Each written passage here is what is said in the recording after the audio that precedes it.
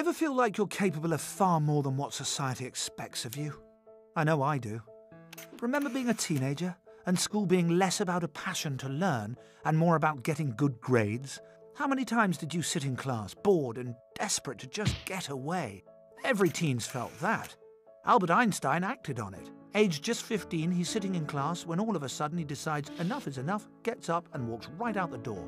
He never goes back. Remember being a kid and just wanting to play around with stuff, pull things apart, knock things together, and the grown-ups saying no, no, no. Or being called good for sitting still, or naughty when you couldn't bear to sit still any longer.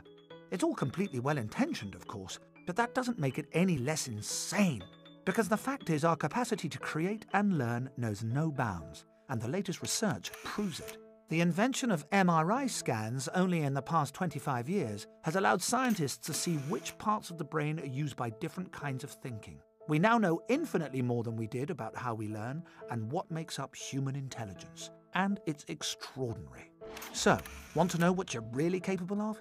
Let's start at the beginning. A baby's brain is amazing. It doesn't take 9 months to create. It's taken 7 million years and around 350,000 generations. All the skills, knowledge and talents cultivated by our ancestors are stored inside it. These are like numerous software programs which can only be activated by the baby engaging with its environment. Here's the striking thing. If not activated at the most appropriate time, they simply disappear. Take language. If a child doesn't hear language by around the age of 8, they may never learn to speak. So you can see just how important our interactions are. They ignite our dormant intelligence and they reinforce it too.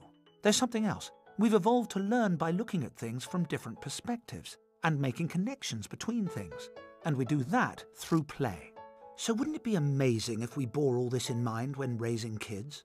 Letting them play when they're little and when they're older too? Charles Darwin's teacher said he'd never amount to much because he spent too much time playing with insects. So let children play, because it's never just play. Of course it takes more time and energy to do this, but when you're deciding where to focus resources for kids' learning, you couldn't do better than focusing on pre-puberty. That's when we learn by copying the people around us. After 12 or thereabouts, it's all change. Say goodbye to pliable, easy child, and hello, rebellious, challenging teenager. Ugh, where did that cute baby go? Ah well, let's have another look at that brain. See what's happening? Loads of the connections made through childhood are breaking up and reforming. From around the age of about 12 through to 20, the equivalent of an earthquake takes place in a young person's brain.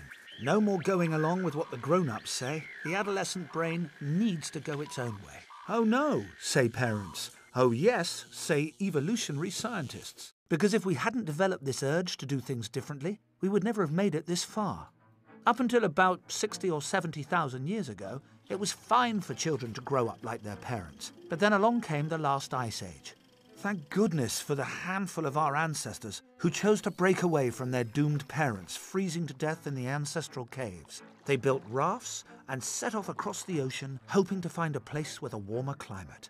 Critically, this made risk-taking the essential feature of adolescence. We shouldn't belittle adolescence. We should be honouring it for what it really is. The defining struggle, the moment when the next generation challenges the status quo and pioneers new ways of thinking and being that ensure our survival. Now just imagine if we actually gave adolescents the freedom to undertake that struggle.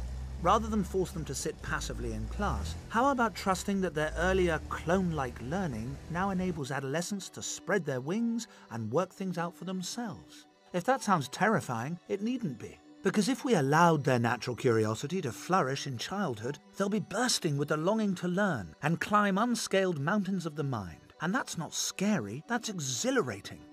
This is the way we've evolved to be. It's what makes us fulfilled, well-adjusted human beings. Let's stop trying to live in a way that so goes against how we're hardwired to live. Let's allow ourselves and the next generation to reclaim the incredible gift of our ancestors. Adolescence is not a problem, it's an opportunity.